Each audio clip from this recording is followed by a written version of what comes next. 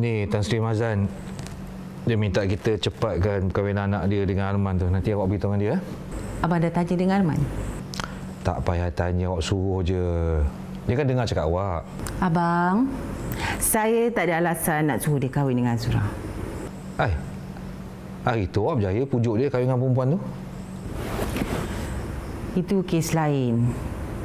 Dulu sebab nak selamatkan maruah keluarga kita. Tapi nak suruh dia kahwin dengan Azura, saya tak ada alasan. Abang tanya dengan Arman, kalau dia setuju, saya akan uruskan semuanya. Kalau dia tak setuju, senang je. Saya pecat dia dan dia takkan dapat satu sen daripada saya.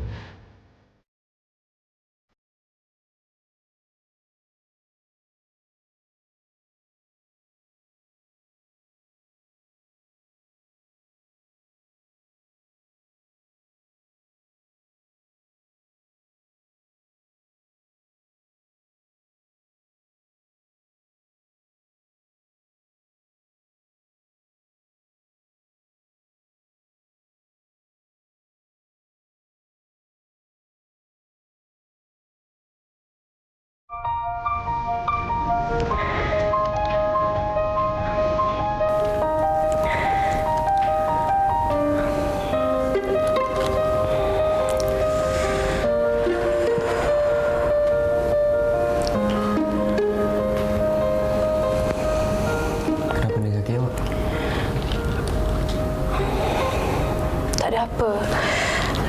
Saya jatuh tadi.